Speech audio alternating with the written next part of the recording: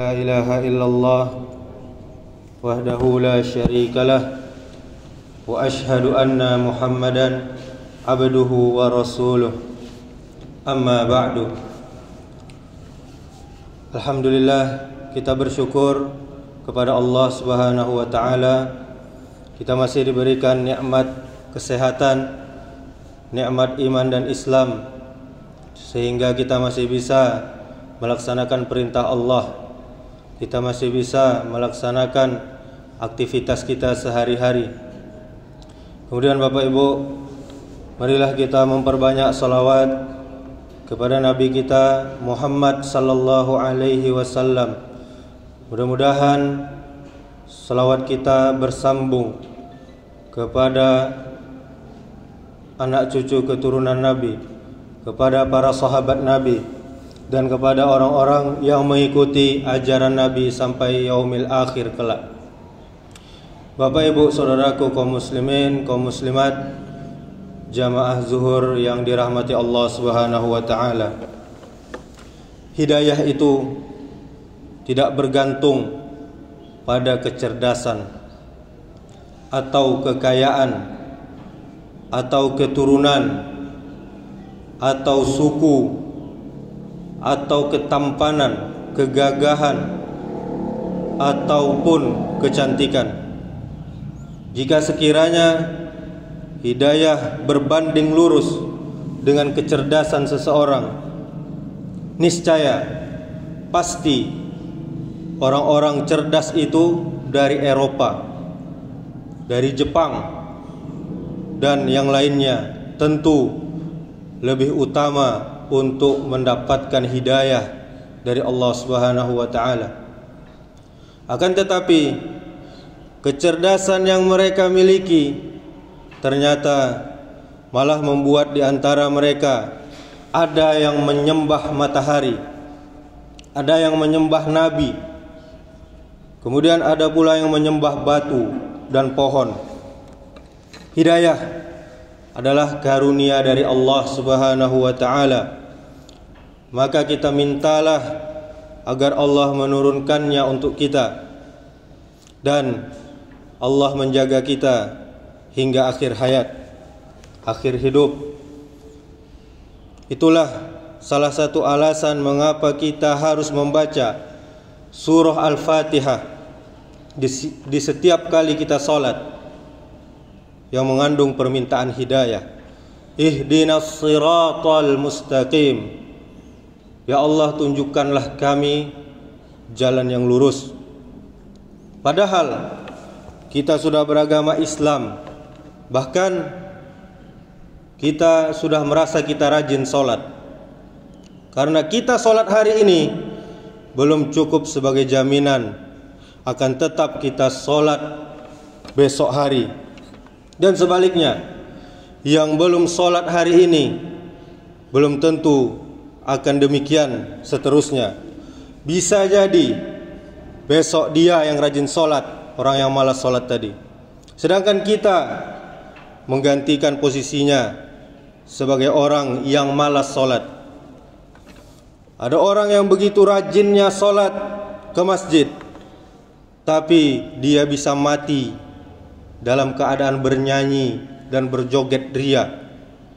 Ada juga pembunuh 100 nyawa, kemudian dia mati dalam keadaan bertaubat dan berhijrah kepada Allah Subhanahu wa taala.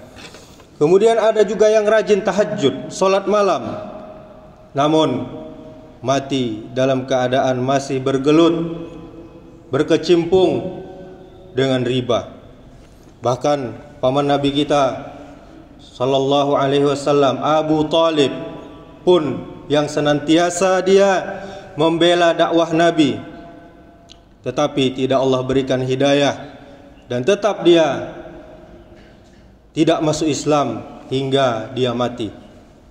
Maka kaum muslimin saudaraku, buatlah kebiasaan-kebiasaan beramal soleh, karena amal soleh itu tidak akan gampang dikerjakan kecuali hanya dengan dibiasakan dan dipaksakan. Kalau tidak dipaksakan untuk beramal soleh, maka selamanya akan terus menerus menuruti hawa nafsu. Yang hawa nafsu itu membawa kepada keburukan. Karena itu saudaraku, buang jauh-jauh kesombongan kita, karena kita sudah merasa mendapat hidayah. Dan buang jauh-jauh budaya nyinyir setiap kali melihat orang yang terjerembab dalam maksiat dan dosa. Kita melihat ada miliaran manusia di muka bumi ini. Masih banyak di antara mereka yang belum mendapatkan hidayah Islam. Masih banyak di antara mereka yang ateis, tidak kenal Tuhan, tidak percaya Tuhan. Masih banyak di antara mereka yang masih menyembah makhluk dengan berbagai macam bentuk sesembahan mereka. Akan tetapi Allah Subhanahu wa ta'ala memilih kita untuk bisa menyembah Rabb semesta alam ini, Allah Subhanahu wa ta'ala. Sungguh ini adalah nikmat yang luar biasa dan merupakan nikmat yang harus dan wajib kita syukuri. Sesungguhnya saudaraku kaum muslimin, nikmat hidayah adalah hak Allah Subhanahu wa ta'ala, yaitu Allah berhak memberikan hidayah kepada siapa saja yang Dia kehendaki, dan Allah Subhanahu wa ta'ala juga berhak menahannya dari siapa juga yang Dia kehendaki. Maka saudaraku, kita lihat orang-orang Yahudi, dia tahu benar tentang Nabi sallallahu alaihi wasallam. Orang-orang Yahudi benar-benar tahu tentang kebenaran atas kenabian Nabi kita Muhammad sallallahu alaihi wasallam. Akan tetapi mereka tetap tidak beriman karena hasad, karena penyakit hati dan dengki kepada Nabi kita Muhammad sallallahu alaihi wasallam. Maka kita perbanyak berdoa, ya Allah, teguhkanlah hati kami dan tetapkanlah keislaman kami hingga akhir hayat. Ya muqallibal qulub, tsabbit qulubana ala dinik. Wahai Allah yang maha membolak-balikkan hati, hati kita ini ada di jari jemari Allah. Maka kita perbanyak doa kepada Allah, tetapkanlah hati kami di atas agamamu.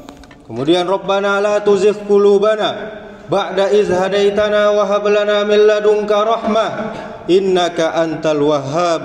Ya Rabb kami, janganlah Engkau condongkan hati kami pada kesesatan setelah Engkau berikan petunjuk kepada kami, dan karuniakanlah kepada kami rahmat-Mu, sesungguhnya Engkau maha memberi. Kemudian Allahumma inna nas'alukal husnul khatimah. Ya Allah, kami mohon kepadamu kematian yang baik yang Kau ridhoi. Amin Allahumma amin. Semoga bermanfaat. Subhanakallahumma wa bihamdika asyhadu an la ilaha illa anta astaghfiruka wa atubu ilaik. Wassalamualaikum warahmatullahi wabarakatuh.